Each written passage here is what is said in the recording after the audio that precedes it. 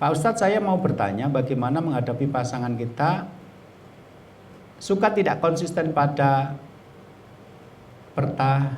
perubahan, tidak konsisten pada perubahan. Contohnya dia lalai dalam hal hak kepada keluarga, tapi ketika diingatkan hanya 1-2 hari saja berubahnya. Kalau begitu, berarti ini persoalannya lebih kepada tasawur, cara berpikirnya. Orang-orang yang tidak memiliki cara berpikir yang benar, itu nanti melakukan perubahannya cepat. Istri marah nggak bikinkan teh karena suami habis sholat subuh tidur lagi. Nanti dia tidak tidur lagi. Tapi begitu teh dan sudah dibiasakan lagi, dia mungkin suatu saat tidur lagi habis subuh. Makanya kalau saya ketemu sama yang nanya, saya biasa nanya, ibu mau perubahan cepat atau perubahan yang permanen? Kalau suami ibu habis sholat subuh tidur lagi, mau cepat gampang. Bakar kasurnya, siram air, kasih anak yang masih kecil, suami Anda bangun, tapi sambil ngomel-ngomel. Tapi kalau ajak dia pengajian, sampai mengerti kamu tuh diberi Allah kesehatan, potensi, masa kamu sia-siakan dengan tidur sih? Banyak hal yang bisa kita lakukan sejak bangun pagi, sholat subuh, kemudian melakukan aktivitas seperti itu. Nah, ketika mindset seperti ini sudah berubah, dia akan berubah secara permanen. Jadi kalau kita ingin menyelesaikan masalah rumah tangga, rubah cara berpikirnya. Kalau kita cuma menghendaki dia berubah secara instan, capek. Berapa banyak orang yang konsultasi ke saya, nanti pulang ke rumah cuma berubah 3 hari sampai 1 minggu, setelah itu berubah lagi kepada yang aslinya. Butuh semacam ilmu yang cukup untuk membuat dia menyadari bahwa kesempatan hidup cuma 1 kali. Setiap hari dalam hidup saya 1 kali, nggak ada pengulangan, nggak ada penggantian. Maka satu-satunya cara adalah kematian itu bisa datang kapanpun mendadak. Dan saya harus menyiapkan diri saya sejak saat ini. Maka setiap kesempatan yang ada saya lakukan untuk menjadi orang soleh. Begitu. Jadi ketika Allah mengatakan al-mautalladzi tafiruna minhu fa innahu mulaqikum, kematian yang kamu lari daripadanya itu akan tetap mendatangi kamu, itu sebagian ulama mengatakan menghindari kematian itu bodoh. Menghindari kematian itu sia-sia, karena tetap akan datang. Cara menghadapi kematian cuma satu, beramal soleh. Makanya ketika Rasul ditanya al-qayyis, ya, siapakah yang orang mukmin yang cerdas itu, Rasul mengatakan aktsarul mauti dzikron, yang paling banyak mengingat kematian. Sebab orang yang banyak mengingat kematian, dia tahu kematian bisa datang mendadak, dan ketika dia sadar bisa jadi hari ini datang, hari ini dia lakukan amal soleh sebaik-baiknya. Jadi perubahan-perubahan itu terjadi karena perubahan pola pikir. Kalau tidak pola pikir, perubahannya cuma ya temporary, hanya sewaktu-waktu aja. Nanti kalau dia sudah nyaman lagi, dia sudah berubah ke asalnya lagi. Ya kalau kita nanti menjadwalkan kajian ini rutin setiap Ahad keempat, cobalah ajak pasangan untuk datang ke sini. Kita mencoba untuk menggabungkan puzzle-puzzle tentang ilmu berumah tangga, yang insya Allah nanti pelan-pelan setahun nanti insya Allah sudah banyak perubahan. Oke. Ini ada pertanyaan sisanya. Bagaimana caranya agar suami rajin beribadah? Dalam arti ada gregetnya dalam hati sendiri itu beribadah, misalnya ngaji tanpa diingetin, sholat subuh tanpa dibangunin, dan lain-lain. Saya katakan ini juga kembali kepada mindset si laki-laki ini. Sebenarnya dialah pemimpin. Innallaha sa'ilun kullaroin amastar'ahu. Sesungguhnya Allah akan bertanya kepada setiap pemimpin tentang kepemimpinannya. Amdoya'a ahafadho, apakah dia menjaga ahafadho amdoya'a, apakah dia menjaga kepemimpinan itu melalaikannya. Hatta yas'ala rajul ahli baiti, sampai nanti Allah akan bertanya kepada seorang laki-laki tentang keluarganya. Jadi seorang laki-laki nanti ditanya, istrimu sholatnya gimana, keluar rumah nutup aurat atau tidak, anakmu bagaimana, pacaran atau tidak, dan macam-macam. Nah, ketika seorang laki-laki memahami ini ada tanggung jawab akan ditanyakan Allah nanti, dia akan segera melakukan perubahan-perubahan.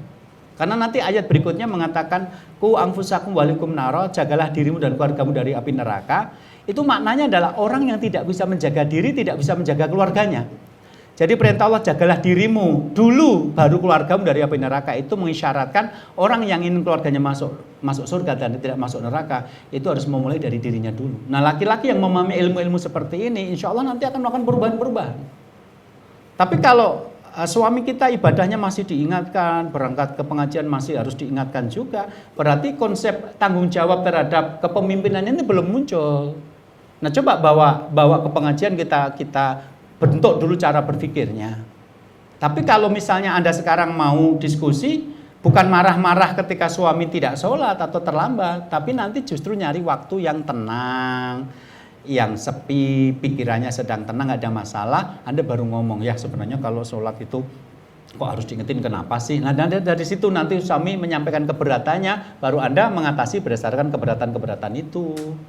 Ngapain toh, kan yang penting sholat. Oh enggak ya, sholat itu ada tingkatannya, yang pertama dengan yang kedua tidak sama. Yang penting kan sholat.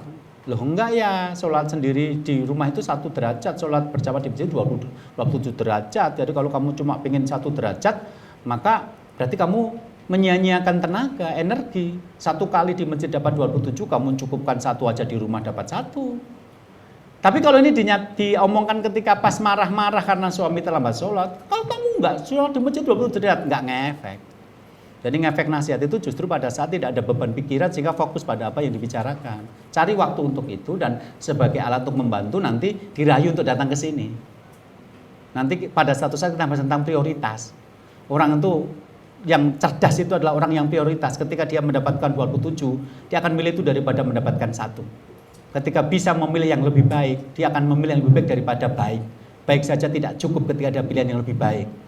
Sehingga nanti orang-orang yang mengerti konsep seperti ini hidupnya akan jauh lebih maksimal karena dia mengeluarkan tenaga lebih ringan, biaya lebih murah, waktu lebih pendek, tapi hasilnya lebih maksimal karena ada konsep-konsep tentang membuat peringkat yang prioritas itu tadi. Mengapa suami sering tidak meminta maaf kepada istri padahal dia tahu bahwa dirinya salah? Seringkali dengan setelahnya berbuat baik maka berarti masalah sudah selesai tanpa harus mengucapkan kata maaf. Pertama, nanti ada materinya berkenaan dengan kenapa orang itu tahu ilmu tapi tidak memilih. Tahu bahwa saya salah sama istri dan saya harus minta maaf. Tapi pilihannya kenapa kok malah mendiamkan istri? Disitulah sebenarnya yang sedang terjadi dhuful qalbi, hatinya lemah. Jadi dia lebih memilih untuk mempertahankan gengsi karena minta maaf sama istri daripada mencari ridho Allah dengan meminta maaf karena kita salah. Nah orang-orang yang mencari ridho Allah dalam hidupnya, dia akan mengalahkan gengsi dirinya. Nah kenapa orang itu dhuful qalbi ini? Karena irodahnya tidak lurus, dia tidak ingin masuk surga dan tidak diridhoi Allah, dia ingin menang dalam hubungan suami istri. Nah karena itu harus ada proses tazkiyatun nafas, pensucian diri. Orang yang hatinya suci itu lebih memilih mendahulukan Allah daripada mendahulukan yang lain. Jadi dalam konsep-konsep suami tidak meminta maaf, istri tidak meminta maaf pada salah, itu berarti mereka lebih memilih pilihan hawa nafsu daripada mencari ridho Allah. Nah, tetapi kalau ternyata tanpa mengucapkan kata maaf dia kemudian berbuat baik setelahnya dan ibu menerima, ya memang ada beberapa tipe laki-laki yang memang berat untuk meminta maaf. Mungkin dia sedang sariawan, Bu, Anda nak nyanya sih masalahnya gitu ya. Lah dia tiba-tiba memberi hadiah, pulang ke rumah memberi hadiah. Tahukah ibu bahwa memberi hadiah itu cara suami minta maaf tanpa berkata-kata? Ada pelajarannya, suami nanti akan minta maaf sama istri ketika berat mengatakan. Istri akan minta maaf pada suami ketika berat mengatakan, tapi dengan tindakan. Nah suami itu misalnya dengan ngasih hadiah, menawarkan pertolongan, itu bilang sama ibu, mau menggunakan anaknya, bilang sama ibu, ini minggu keempat, ada kajian santri mau diantar po enggak. Itu sebenarnya cara suami minta maaf, tapi dia nggak mau berkata-kata. Sama ibu nanti ketika mau minta maaf sama suami nggak berkata-kata, tahu-tahu masakan kesukaan bapak. Jadi kalau bapak sampai di rumah sedang gencatan senjata, ada masakan enak, itu ibu sebenarnya sedang mengakhiri, Pak. Jangan ngomong, betapa kamu masak, kita kan sedang gencatan senjata. Nanti piring melayang, Pak, gitu. Jadi nanti ada ilmunya, ada saatnya suami istri itu nggak ngomong, tapi dia menunjukkan dengan sikap. Gitu loh. Jadi kalau di sini ada kata-kata setelahnya berbuat baik, lah itu cara dia minta maaf, ibu nggak usah memperbesar masalah. Lah kalau setelah itu dia pergi ke rumah mboknya sampai setahun, lah itu baru masalah gitu loh. Tapi kalau bis itu ngantar, nge-SMS, mau dibelikan apa, itu cara dia minta maaf, jawab aja, mau dibelikan baju baru gitu, jangan lupa ya kita sedang bertatan senjata, itu Anda ingin memperpanjang kalau gitu caranya.